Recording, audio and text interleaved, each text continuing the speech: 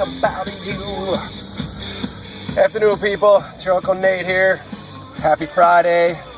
Got a little bit of fucking Crue on the box. Old shit. Old Crue is the best because their new shit fucking sucks. It has sucked for years. They suck. They're a bunch of fucking spoiled little prima donnas now. This whole farewell tour thing they're doing is bullshit. And quite frankly, I don't even care. I'm a huge fucking Crue fan. My brother got me onto the Crue way back in the day when I still thought they were devil worshippers because I didn't know any fucking better. But no. My brother Brian showed me the light. He showed me the way. I've been a huge Crue fan ever since. But you know what? Something happened, man. After the Feel Good tour, after that record, they just kind of, something changed, and they haven't been the same ever since. Then Vince quit the fucking band. They got John Corabi in there. They made a record. You know, that's actually one of my favorite Motley Crue albums now, is that record they did with him. And the whole tour is bullshit. They're doing the same fucking set every night, apparently. They're phoning it in. Vince is using fucking backup tapes for his vocals. It's just bullshit. It's not what it used to be. Not what it used to be at all. Anyway, I'm on my way to band practice here. Rehearsal, call it whatever you want, over at the practice space. And, one thing you got to give it to Motley Crue for is longevity. I guess they've technically been doing it for a long time. You got to hand them that, because being in a band is fucking tough, man. It's not easy. You got a room full of creative individuals all trying to, get their ideas across, and it's it can be very difficult, very challenging to form any kind of semblance of a cohesive direction musically when you've got, a room full of strong creative personalities. And all the artists out there, I know you guys know that, all the musicians, anyone who does anything, any kind of creative endeavor, you know what the fuck I'm talking about. The whole reason I moved out to Chicago in the first place was to join a band. That was almost goddamn 9 years ago. And, joined a band called Roosevelt Jenkins. What's up? And we were a good band, We did our thing. We did what we could. We kind of made our mark on what little scene there is here in Chicago. And we had a few missteps along the way.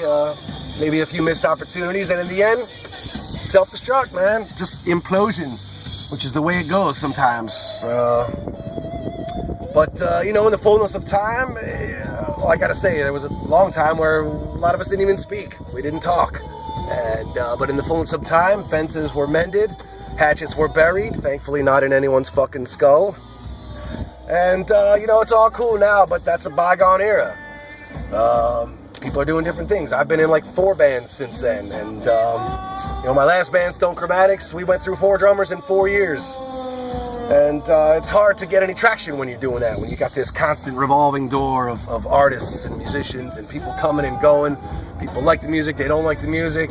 But you gotta keep doing it, boys and girls. Do what you love, because that's why you do it. You do it for the love. It sure as fuck ain't for the fucking money, I'll tell you that. I've been doing music for 20 years, playing in bands, writing songs, playing songs, trying to get better, trying to keep your chops up doing all this. And, I can't say I haven't made any money doing it, but I sure as hell ain't making a living at it.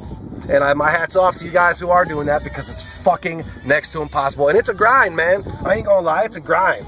Trying to make a living being a musician or doing anything creative, being an artist, it's a fucking grind. And a lot of us get into this whole music thing to get away from the grind, to extricate ourselves from the wheel, to extricate ourselves from the machine. But you know what?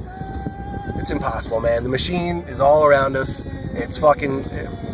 As long as you draw a breath from the atmosphere to the day you're dead, you're part of the fucking machine, no matter what you want to say. Even if my personal dream comes true of one day having a house with some land and getting the fuck off the grid, I'm still going to be fucking slave to the tax man. There's still going to be property taxes. Tax man's always going to come by for his fucking pound of flesh. Fucking tax man. Let's talk a little bit about taxes here real quick for a second, because the IRS, Internal Revenue Service, is not at all affiliated with the federal government. You may think so, you may have been told that, but it ain't true, boys and girls. It is not true at all. It is basically a collections arm of the fucking Federal Reserve, and the Federal Reserve is not in any way affiliated with the United States government. They're about as federal as fucking Federal Express, as the old saying goes. And we'll get into that a little bit later on, maybe another one of these days. We'll get into what the fucking Federal Reserve is, but basically, for your purposes today, it is a consortium of privately owned banks. It is a cabal, if you will, and their only goals are profit and control. They own and control all of the money, all the currency and credit that is issued, in the United States, but they're also affiliated with the transnational banks. The central banking system is a fuckerill. I suggest you start researching it because your money has no intrinsic value. Tricky Dick took us off the gold standard for good in 1971, and since then inflation has been out of control. Real wages since 1980 for the middle class have been largely stagnant, while the fucking top 2% wages have exploded to the tune of 400% or more. Ask yourself what the fuck that's supposed to mean. Why is the fucking middle class disappearing? Why is this happening? Because the global banking elite want to control everything. They've already got it all, but they want more because they're greedy fucking sociopaths, basically, is what it boils down to.